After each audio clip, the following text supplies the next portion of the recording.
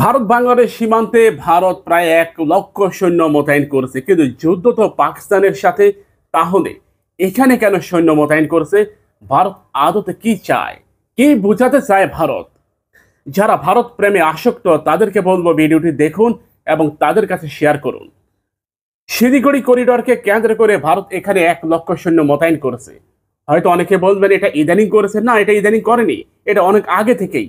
বাংলাদেশকে কেন্দ্র করে ভারতের প্রায় 16টি সামরিক ঘাঁটি রয়েছে এক বাংলাদেশকে কেন্দ্র করে। এর মধ্যে সবচেয়ে বড় সামরিক ঘাঁটি আন্দামান নিকুঞ্জ দ্বীপে। সেখানে ভারতের যথাক্রমে নৌবাহিনীর ঘাঁটি রয়েছে, যথাক্রমে বিমান বাহিনীর ঘাঁটি রয়েছে। এখন আমরা দেখি আন্দামান নিকুঞ্জ দ্বীপের আশেপাশে ভারতের কোনো শত্রু আছে কি? না, নেই।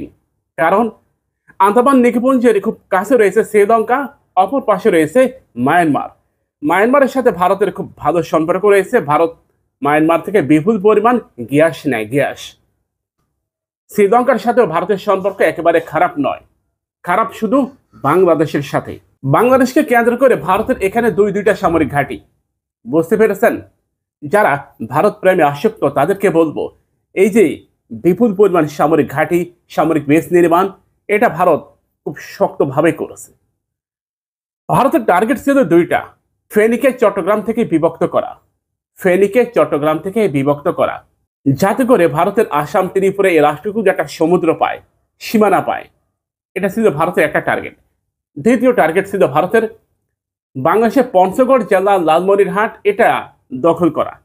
এতে করে ভারতের এই সরু 22 কিলোমিটার চিকেন নেক যাতে আরো সুদৃঢ় হয়, আরো নিরাপদ হয়। কথায় কথায় যে আমরা চিকেন নেক বলি, এটাকে আরো মজবুত আর সুদৃঢ় করার জন্য ভারত এই কাজটা করেছে। ভারতের আসামে এবং ভারতের মিজোরামে দুইটা সামরিক ঘাঁটি রয়েছে, আসাম এবং মিজোরামে। এই দুই আশেপাশে কোথাও কিন্তু চায়না নাই, পাকিস্তান নাই। তাহলে এখানে কেন? তাহলে ভারতীয়রা বলে, হিন্দুত্ববাদ যারা আছে তারা বলে যে আমরা আমাদের নিরাপত্তার জন্য করি। তাহলে আমার প্রশ্ন, আমরা আমাদের নিরাপত্তার জন্য কেন জেট-এনসি যুদ্ধ বিমান ক্রয় করতে পারবো না? কেন আমরা আমাদের মিসাইলের রেঞ্জ 300 কিলোমিটার করতে পারবো না? তখন কেন তোমাদের বন্ধুত্ব এবং মুক্তিযুদ্ধের কথা আসে? মুক্তিযুদ্ধে আমাদেরকে সহযোগিতা করেছে, এটা একটা ডাহা, মিথ্যা, বানোয়াট কথা। এটা আওয়ামী লীগ সরকার এবং শেখ হাসিনার একটা ঢোল ছিল। 1971 সালে 2 ডিসেম্বর ভারত মুক্তিযুদ্ধে অংশগ্রহণ করে এবং 16 ডিসেম্বর বাংলাদেশ স্বাধীনতা অর্জন করে। অথচ পুরা 9 মাস যুদ্ধ করে বাংলাদেশ।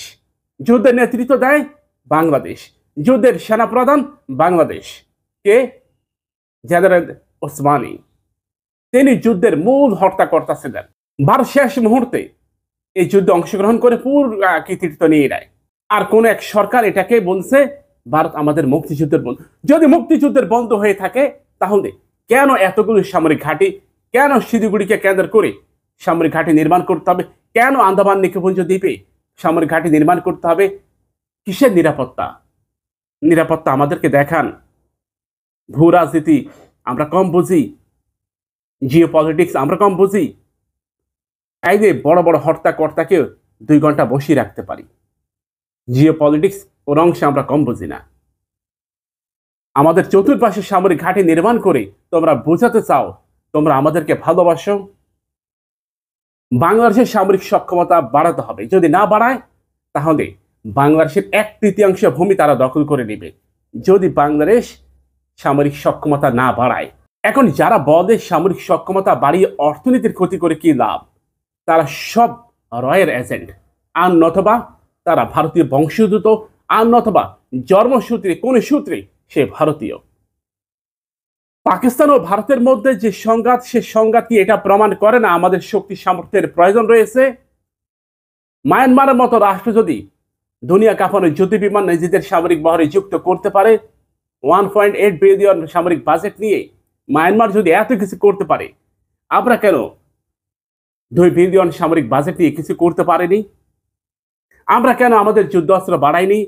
আমরা কেন দীর্ঘ 25 বছরও কোনো সামরিক বিমান আমাদের বহরে যুক্ত করতে পারেনি?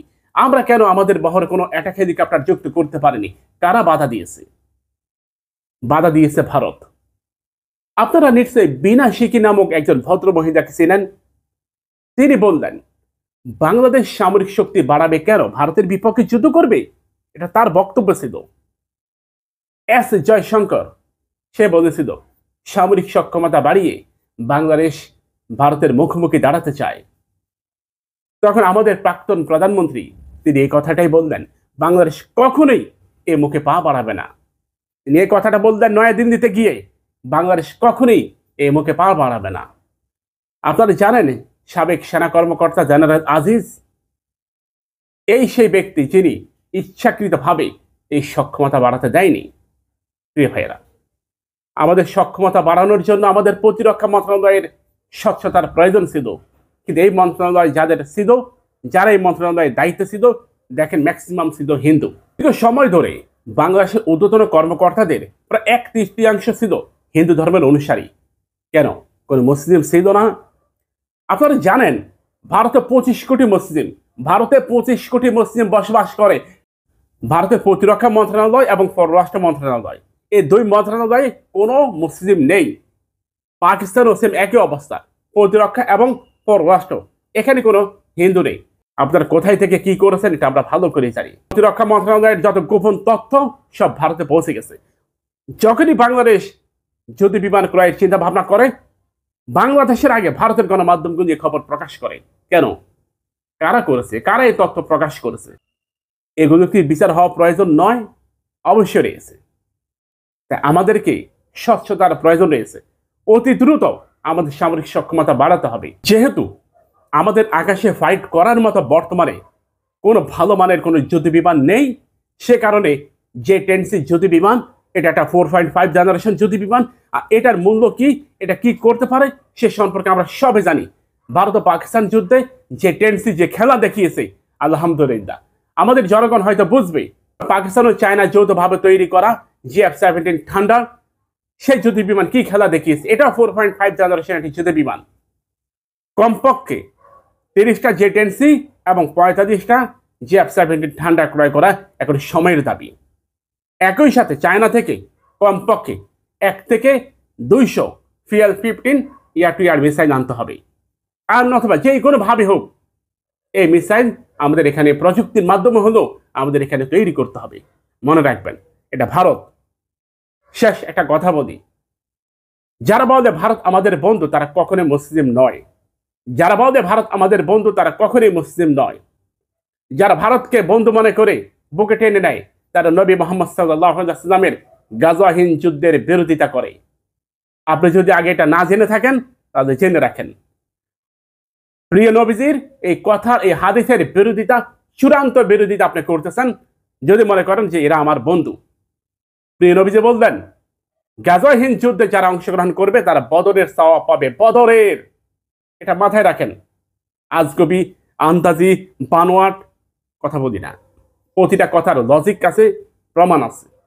প্রিয় ভাইরা, আজ থেকে 1000 বছর আগে প্রিয় নবীজি বললেন হিন্দুস্তানের বিপক্ষে আমার উম্মতের একটি অংশ যুদ্ধ করবে এবং এই চূড়ান্ত যুদ্ধে আমার উম্মত বিজয় অর্জন করবে।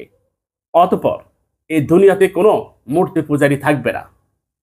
প্রিয় ভাইয়েরা, এখানে স্পষ্টভাবে এই জাতির নাম উল্লেখ করা হয়েছে। আর আপনি কি না মুক্তিযুদ্ধের বন্ধু? আপনি একটা দল করেন, সেই দলের আনুষঙ্গিককে আপনি বুকে আগলে রেখে, কিন্তু একজন মহিলার জন্য, একজন ব্যক্তির জন্য আপনি প্রিয় নবীজির শক্তিশালী এবং চিরসত্য এই হাদিসের বিরোধিতা করতেছেন। আল্লাহ সুবহানাহু ওয়া তাআলা আপনাকে হেদায়েত দান করুন। আশা করি আজকের পর থেকে আপনি ফিরে আসবেন।